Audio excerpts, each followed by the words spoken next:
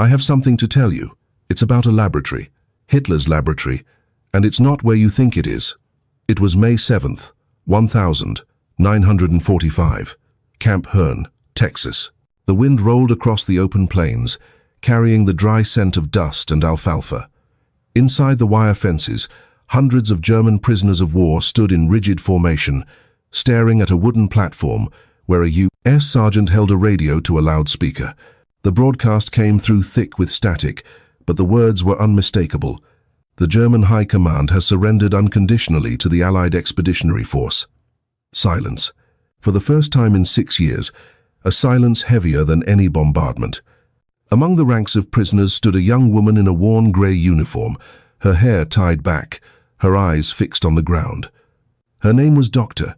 Elsa Kranz, 27 years old, former chemical engineer of the Reich, now just prisoner number 44817. Around her, men muttered prayers or curses. One officer tore off his insignia and threw it into the dirt. Another fell to his knees and began to cry. But Elsa didn't move. The words echoed in her mind like a chemical reaction that had finally reached ignition. Germany has surrendered. She remembered the underground corridors, the stench of oil and ammonia, the metallic hum of ventilation fans, the last frantic orders shouted through the tunnels. Burn everything. Nothing must fall into Allied hands. And the black smoke rising as she fled through the mountains. In those tunnels lay the secret she had carried halfway across the world. A hidden laboratory deep under the Bavarian Alps, where German scientists had been building something they called Project Götterdämmerung, Twilight of the Gods. It wasn't just a research center. It was a graveyard of ambition, and she was one of the few who knew where it was buried. Now, standing under the Texas sun, she realized the Reich was truly gone, the Führer dead, Berlin fallen. The dream, ashes. The radio crackled again. A second announcement, this time in English. Victory in Europe is near. Germany has capitulated. One of the guards switched it off. A few POWs began to cheer quietly, half in disbelief, half in profound relief. Others stared blankly at the horizon, unable to process what the end of everything felt like. Elsa felt her throat tighten. She looked up past the barbed wire, past the guard towers, toward the wide blue sky. She hadn't seen that kind of openness since before the war. A gust of wind tugged at her sleeve, and for a moment the faint smell of barbecue smoke drifted in from a nearby ranch. Laughter echoed faintly from somewhere outside the camp. American civilians, celebrating a war's end they hadn't lived under. Elsa realized something crucial in that moment. Silence no longer protected anyone. She turned toward the administrative building where the American intelligence officer, Captain Marcus Thorne, was listening to the same broadcast inside. For weeks, he had asked her questions about the Reich's scientific projects. For weeks, she had told him nothing, clinging to a dying oath of loyalty. But now she was ready. When she reached the doorway, the guard tried to stop her, but Thorne looked up from his papers and waved her in. She stood there, trembling slightly, then said the terrifying words in English, so soft it was almost a whisper. "I have something to tell you. It's about a laboratory. Hitler's laboratory." Thorne's pen stopped mid-stroke. The room fell silent, except for the steady hum of the fan overhead. Outside, the prisoners still murmured over the news, stunned by the words, "unconditional surrender." Inside, Dr. Elsa Kranz's confession was just beginning. For most Americans, the idea of women prisoners of war sounded like fiction.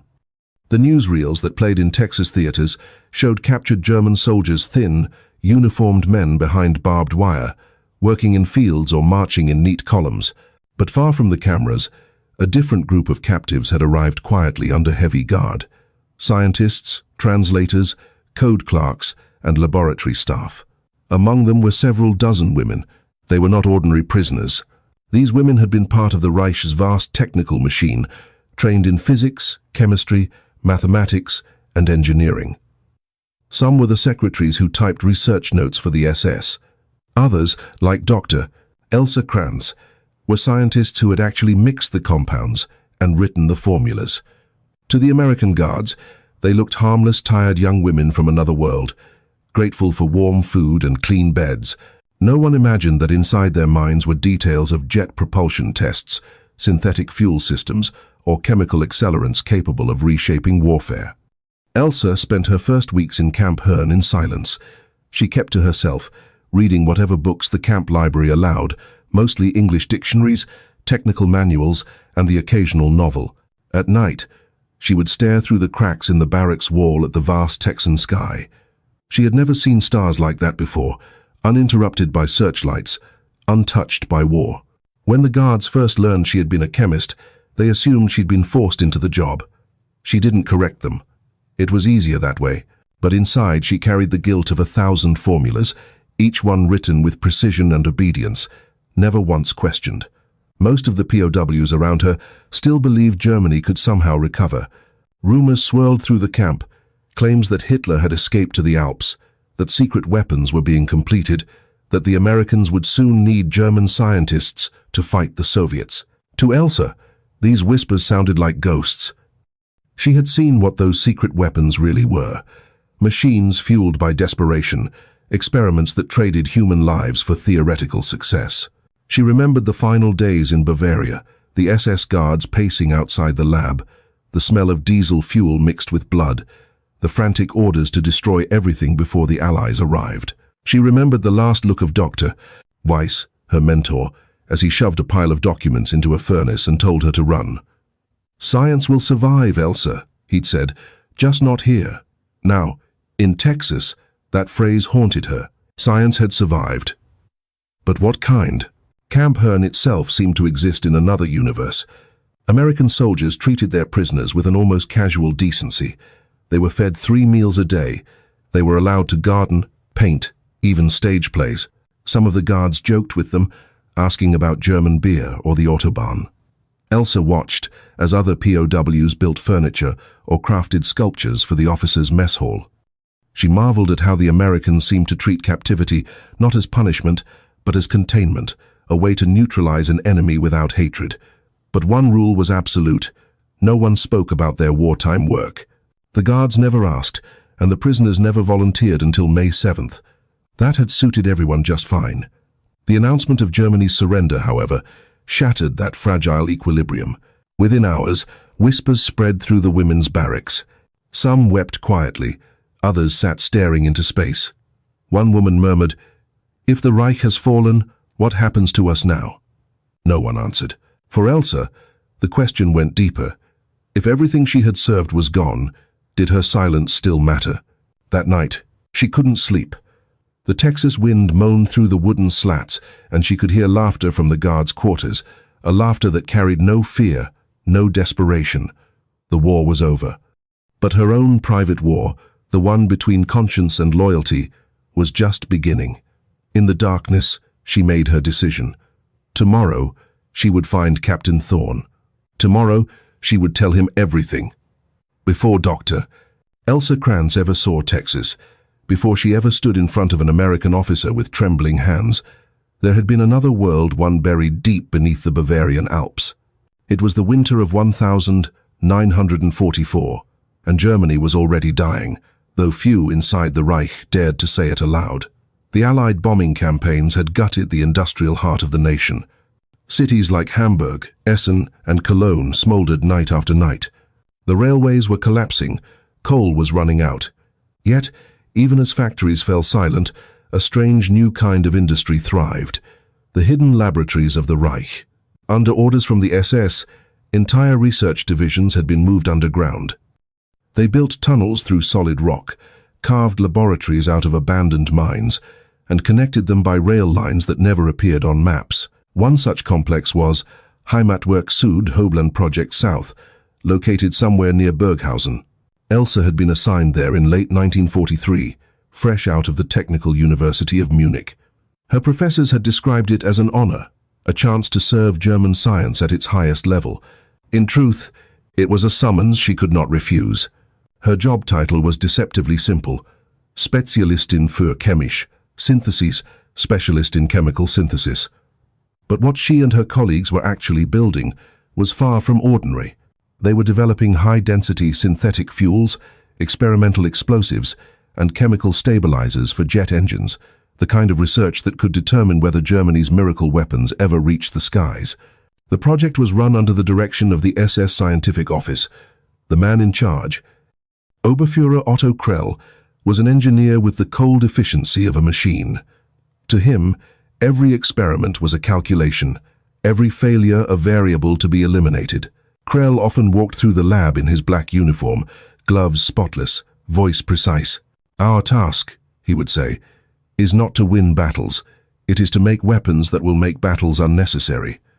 To Elsa, those words had once sounded noble. Later, they would sound monstrous. The deeper the Allies pushed into Europe, the more frantic the orders became. Trains arrived at odd hours, carrying crates marked with code names: Stahlregen, Steel Rain, Nebelfest, Fog Heart, Götterdämmerung, Twilight of the Gods. Each crate contained chemicals too dangerous to handle without respirators. Each file carried the seal of the Reich's highest authority. By early 1945, the scientists were working around the clock. Sleep was rare, food rationed. They lived entirely underground, the hum of generators and the smell of ammonia becoming their new atmosphere. Rumors filtered in from the surface of Allied troops crossing the Rhine, of cities burning, of the Führer moving into a bunker in Berlin. Still, Krell pushed them harder. "Germany will be reborn from science," he declared. Elsa began to notice that fewer and fewer trains left the facility. The supplies came in, but nothing went out. Whatever they were building, it wasn't reaching the front. Then came the incident. The day everything changed. A new batch of compounds had arrived from another SS facility. The label simply read X13. Krell ordered a full test in Chamber B, despite warnings from the safety team. Elsa watched as two technicians prepared the mixture under his supervision. The reaction was immediate, violent, explosive. The glass shield shattered, releasing a cloud of vapor that turned the air milky white. Both technicians were dead within seconds. The fumes corroded metal, melted rubber, and burned through clothing. Krell ordered the room sealed, but the damage had already spread. Half the lab had to be evacuated. When Elsa helped drag one of the injured men to the medical wing, his skin peeled from his hands like wax. That night, she couldn't stop shaking.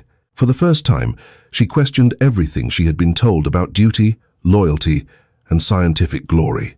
In her journal, later found among her personal effects, she wrote a single line in careful German script: "We are not building weapons. We are building death without conscience." A week later, Allied bombers struck Munich. The shock waves could be felt even in the mountains. The next morning, Krell ordered all research records moved to a deeper vault. And then, as the front collapsed, the SS issued its final directive: if capture is imminent, destroy all documents. Eliminate all witnesses. It was then that Elsa made her choice, not yet to speak, but to remember, because deep down she knew that one day someone would ask. And when that day came, she would tell them everything. War is often remembered through battles, but wars are won and lost by numbers, by the hidden mathematics of production, fuel, and exhaustion. For Dr. Elsa Kranz, numbers had always been her language. But in the spring of 1945, those numbers told a story of collapse so absolute that no miracle weapon could save it. The German war machine, once described as unstoppable, was running on fumes. At its peak in 1942, Germany had produced over 15,000 aircraft in a single year. By early 1945, that number had fallen below 3,000, and many of those never even reached the front. Fuel was the first to vanish. Synthetic fuel plants like Leuna and Politz had been bombed into twisted metal by the US 8th Air Force. The Reich had once produced 124,000 tons of aviation fuel per month. By March 1945, production had collapsed to under 5,000 tons, barely enough for a few weeks of operations. Without fuel, entire airfields became ghost towns. Jet fighters like the Me-262 sat gleaming but useless, engines empty. Tanks were towed by horses, trucks were abandoned by the roadside. And yet, deep underground, engineers still scribbled equations and tested compounds that would never be used. Elsa watched as precious materials, platinum catalysts, nickel alloys, pure ethanol, were wasted in experiments meant to impress superiors who no longer controlled anything.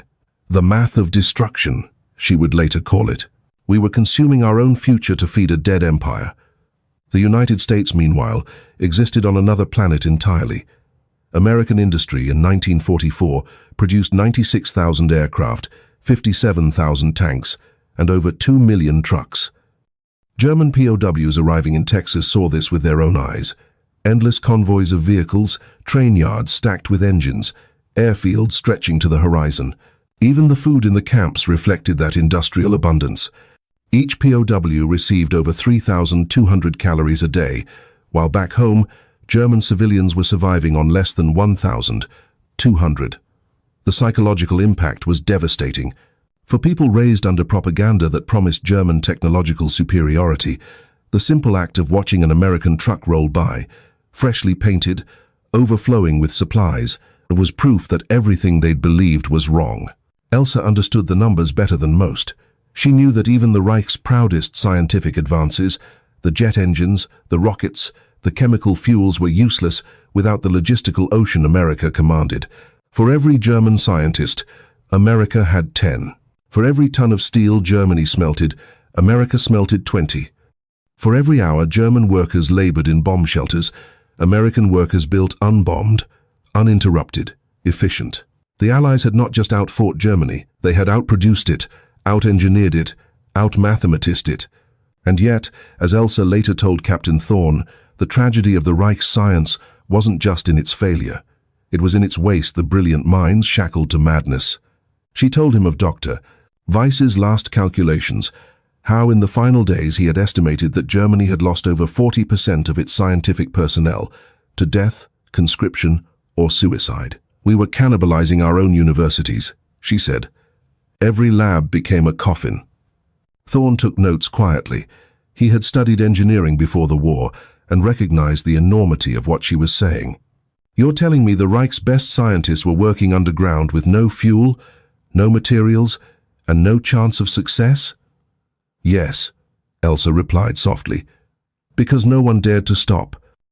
Outside, the Texas sun blazed over rows of cotton fields. Inside, Thorne looked down at his notepad and drew a single line, a timeline from 1939 to 1945. At one end, German science at its peak, efficient, terrifying. At the other, a wasteland of empty factories and unburied truth, numbers and illusions. And in 1945, every number screamed the same thing. Germany hadn't been defeated by the battlefield. It had been defeated by arithmetic. May 10th, 1945, 3 days after Germany's surrender, Camp Hearn, Texas. The heat was already rising when Captain Marcus Thorne escorted Dr. Elsa Kranz from the women's barracks to a small office near the western fence. The war was technically over, but the war for information had just begun. Thorne had spent 2 years interrogating captured officers, scientists, and administrators. Most gave him evasions or propaganda. A few gave him fragments of truth. None had given him what Elsa now promised to reveal: the location of a hidden SS laboratory buried under the mountains of southern Germany. As she entered the small wooden office, Thorne gestured for her to sit. The windows were open, and the smell of mesquite drifted in from the nearby fields. A dusty American flag hung behind his desk. Elsa placed a folded piece of paper on the table. "This," she said, "is a map." Thorne looked at her carefully. "You understand that what you're telling me could determine the future of post-war science.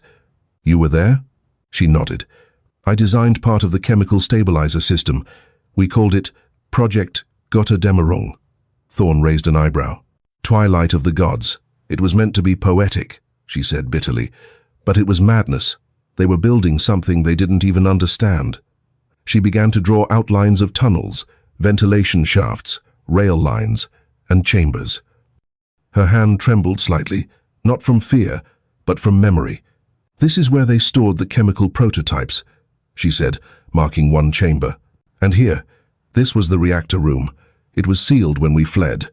Thorne's pencil froze. "Reactor?" "Yes," she whispered. "Not nuclear, but experimental. We were trying to create high-energy fuel by recombining nitrogen compounds under pressure. It was unstable, lethal. One accident could have destroyed the entire facility." Thorne exchanged glances with another officer in the room, Captain Jenkins, who had been quietly typing the transcript. "And you say the SS ordered all evidence destroyed?" "They tried," she replied. "But there were too many tunnels, too many documents. I escaped before they burned everything." Thorne leaned forward. "Why tell us now?" Elsa hesitated. "Because Germany is gone. Because the people who gave those orders are dead. And because—" She stopped, looking at the window. "Because I want someone to understand that we weren't all monsters. Some of us were trapped by our own equations." For a long moment, no one spoke. Outside, the faint sound of a harmonica drifted across the yard, an American guard playing during his lunch break.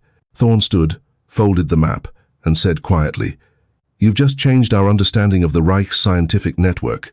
This information could save lives." Elsa looked at him sharply. "Or create new weapons." Thorne didn't answer. He slipped the map into an envelope marked Confidential, U.S. War Department. After she left the office, Elsa walked slowly toward the wire fence. On the other side, POWs were repairing fences and sorting equipment. Beyond them, cattle grazed lazily under the bright sky. She thought about the laboratory's cold tunnels, the metallic echo of her footsteps in the dark, the smell of ozone and chemicals. And then she looked out at Texas, wide open, alive. It struck her that the world could build things not to destroy, but to feed, to grow, to live. Later that evening, Thorne filed his report. It would eventually make its way to Washington, D.C., where it was stamped with a new project name, Operation Paperclip. Priority candidate, Dr. Elsa Kranz. The war for the future of science had already begun, and America was about to inherit the ashes of the Reich's genius. But for Elsa, that moment, the confession, the map, the decision to speak was something deeper than history. It was her own personal experiment in redemption, and for the first time since the war began, she allowed herself to breathe freely. By the summer of 1945, the math of collapse was everywhere. It could be measured in numbers of cities lost, trains stopped, or soldiers surrendered. But for Dr. Elsa Kranz, it was the silence that told the story. In Bavaria, the underground laboratories she had once worked in were now sealed tombs. The Americans had reached Berghausen in early May and discovered tunnels filled with burnt documents, destroyed prototypes, and the faint odor of chlorine gas. They found evidence of chemical experiments, crude reactors, and sealed steel drums labeled Brennstoff, fuel, A through Z. Many were leaking. All of it had been meant to give Germany the edge in a war that was already mathematically impossible to win. The Reich had lost more than territory. It had lost balance. For every ton of raw material Germany could still mine or capture, America was producing 20. For every airplane that left a German factory, 6 American bombers took to the air. For every day that a German worker toiled underground in darkness, an American worker labored under electric lights, with music playing from a factory loudspeaker. It was the arithmetic of exhaustion, and it had reached its conclusion. Elsa's confession confirmed what Allied analysts had long suspected, that by late 1944, Germany's technological efforts were devouring themselves. Factories were running without supply chains, projects continued without materials, and scientists pursued theoretical miracles while the real world starved. Her maps revealed that at least 9 separate SS research complexes had been operating in parallel, each unaware of the others, each repeating the same desperate experiments. It was a system designed for secrecy, not success. Captain Thorne summarized it best in his report. The German war effort collapsed not from a lack of genius, but from the division of genius. Intellects separated by paranoia, united only by fear. The numbers were brutal. By April 1945, the Reich's rail network had been reduced by over 60%. Fuel production had dropped to 4% of its wartime peak. Ammunition stockpiles were empty. Of the 18,000 scientists and engineers Germany had employed in 1942, fewer than 7,000 remained alive or free by war's end. It was in every sense a collapse by equation, an empire dividing by zero. At Camp Herne, the war's end brought strange contradictions. The POWs were now prisoners of peace. The guards no longer barked orders, but offered cigarettes. Some prisoners were even hired to work on nearby farms, where they helped harvest cotton or repair barns. Elsa sometimes watched them through the fence, their laughter blending with the lowing of cattle. She couldn't reconcile these gentle images with the world she had known underground, a world of secrecy, cruelty, and fear. One afternoon she saw a group of POWs painting signs for the local town fair.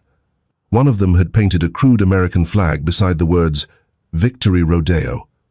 She smiled faintly. It was absurd, yet comforting. A country that celebrated the end of war with music and horses instead of executions.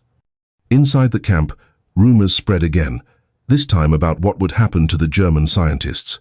Some whispered they would be tried for war crimes. Others said the Americans were recruiting them. Elsa heard both versions and didn't know which frightened her more. She thought often of Dr. Weiss and the last thing he had told her before she fled Bavaria. Science is neutral, Elsa, but men are not. In Texas, she saw what neutrality looked like. It wasn't indifference, it was mercy. It was a country powerful enough to destroy, yet choosing to rebuild.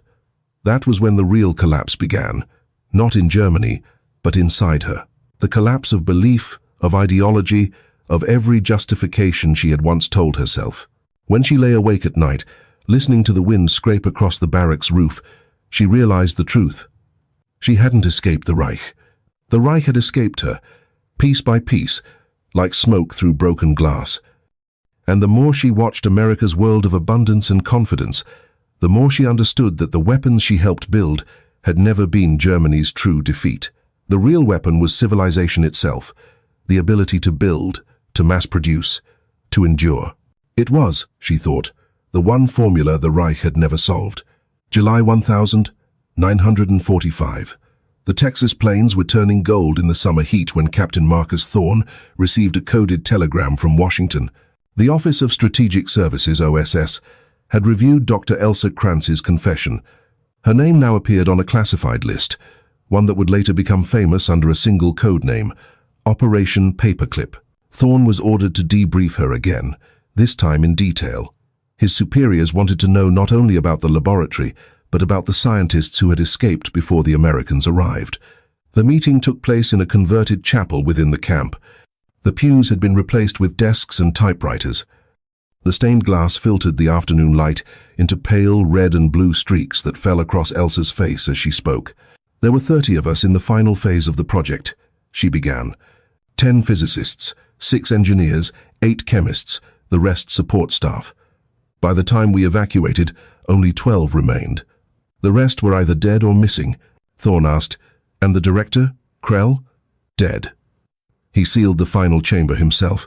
The explosion that followed collapsed the tunnels. No one could reach him. She paused, then added quietly, "He believed the weapon would end the war in one blow."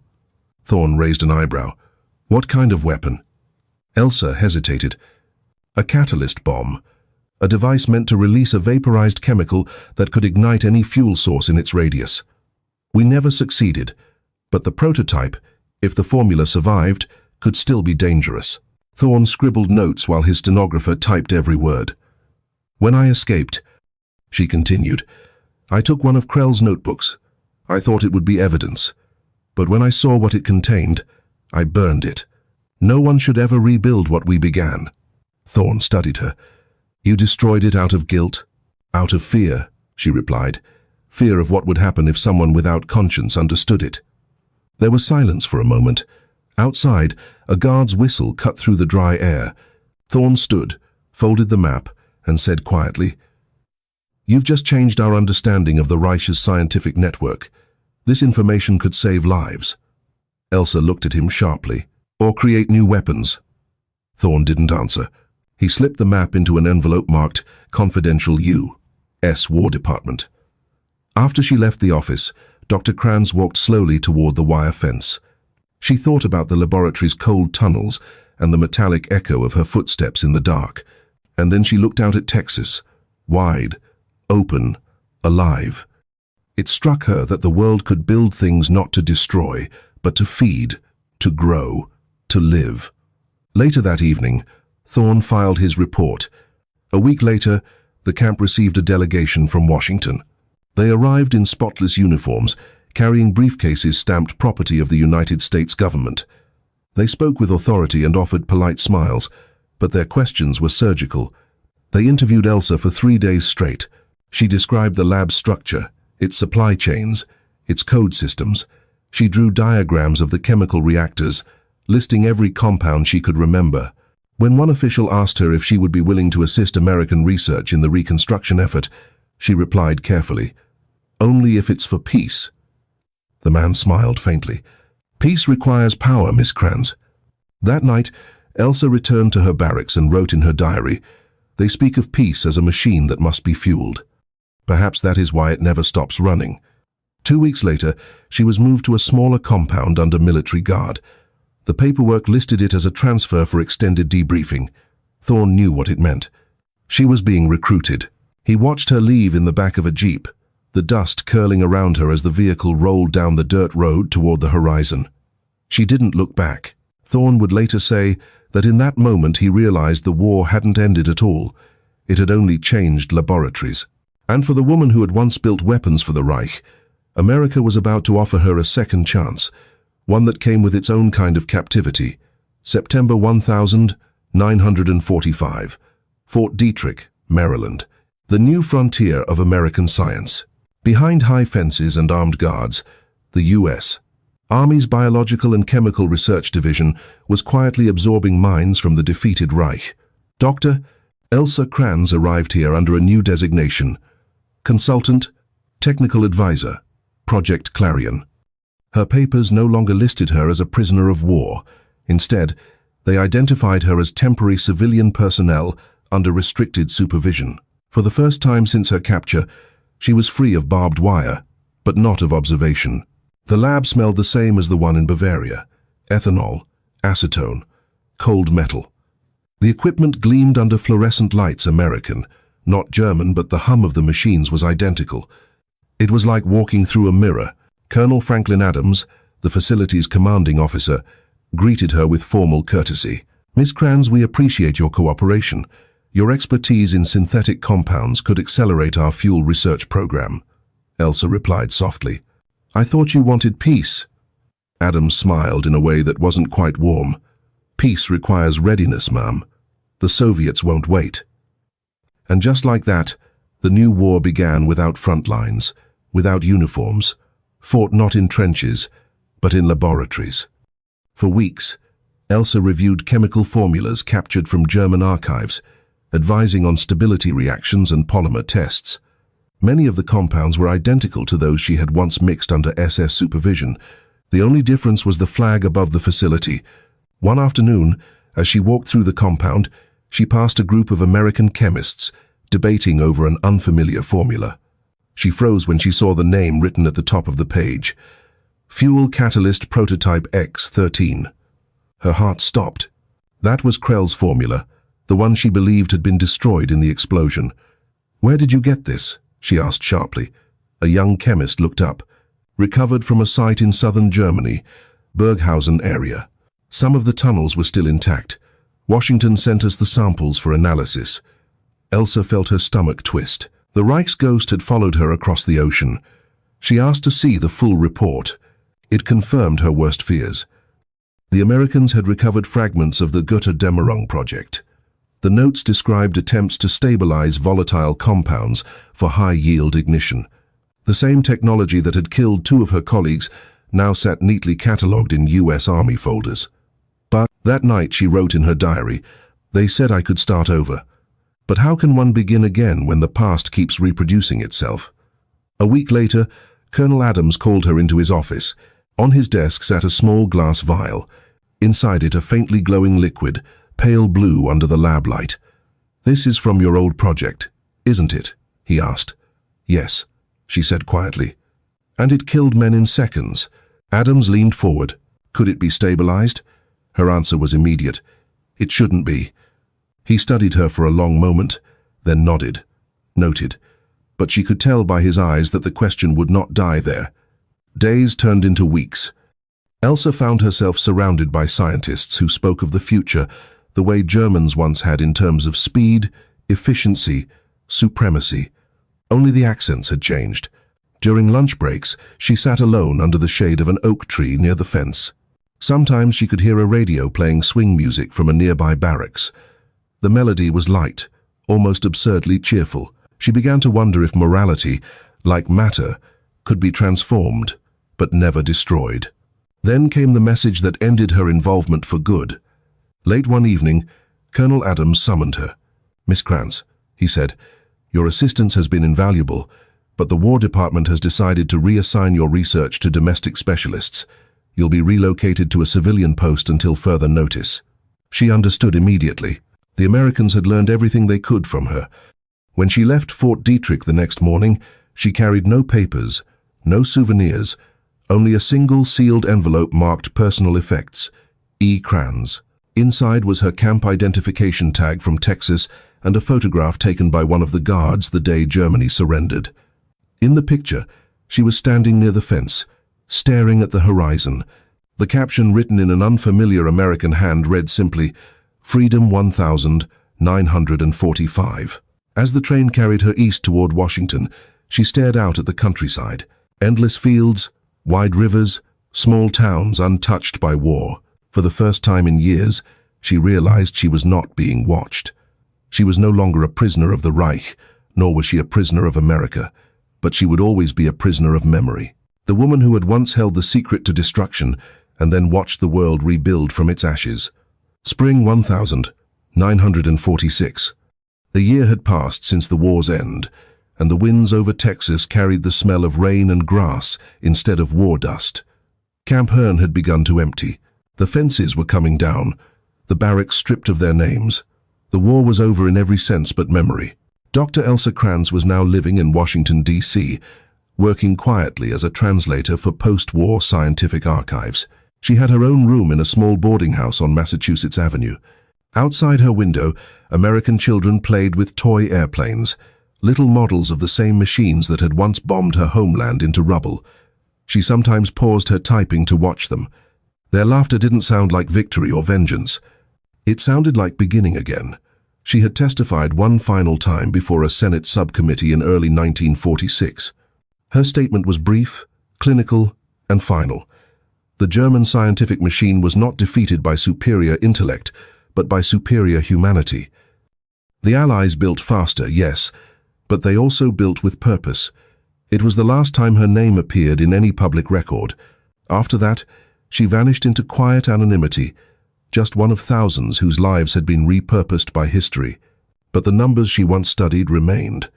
By 1945, the United States had produced 300,000 aircraft, 89,000 tanks, and over 6 million tons of explosives. Germany, by comparison, could barely produce ammunition for its remaining divisions. The Reich had run out of metal, fuel, food, and finally, truth. The ultimate weapon of the war had not been the atomic bomb, nor the Me-262 jet, nor even the endless fleets of American bombers. It had been industrial civilization itself, the ability to turn freedom into function and morality into mass production. When Elsa thought back to Dr. Weiss's words, "Science is neutral, but men are not," she understood now that neutrality had never been the goal. The real test of civilization wasn't how much knowledge it could gather, but how it chose to use it. One afternoon she walked along the Potomac and passed a group of construction workers building a new memorial. Their trucks were painted army green, the same color as the one she'd seen in Texas, but now they were carrying stone, not shells. The sound of hammers and engines echoed through the air, familiar, mechanical, yet peaceful. In that sound, she heard the verdict of the war. Germany had tried to control the world through fear.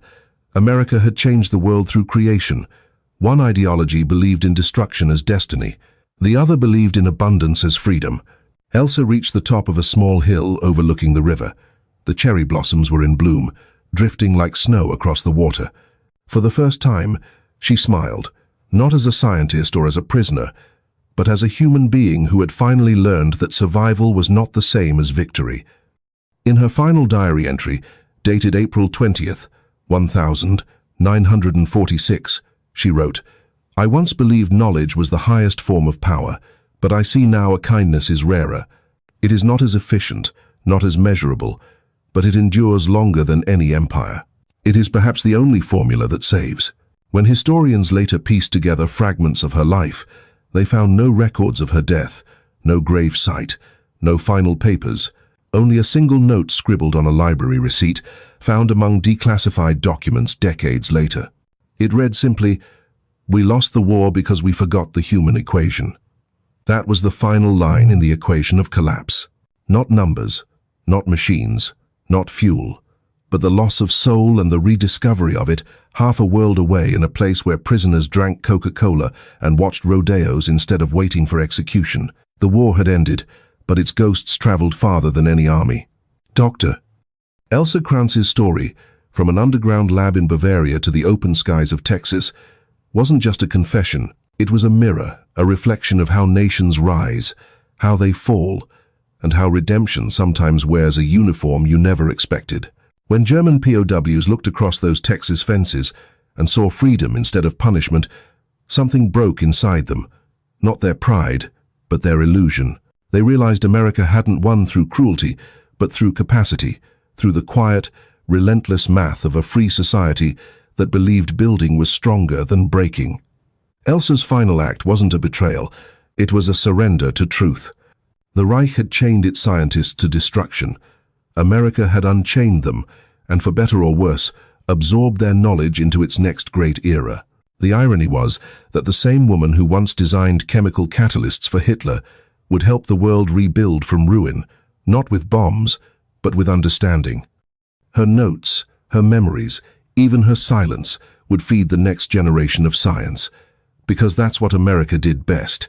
It took what the world destroyed and turned it into motion. And perhaps that's why her story endures, not as a tale of defeat, but of transformation. From the dark equations of the Reich to the bright laboratories of the post-war world, Elsa's journey captured a truth the war itself had proved. Empires die when they measure worth by conquest instead of compassion. When you strip away the flags, the speeches, the uniforms, and the lies, what remains is the same test, the human equation. Next time, we'll return to the skies, where another set of numbers changed the world forever. How one American bomber, flying on fumes over Tokyo, forced Japan to face the impossible math of defeat.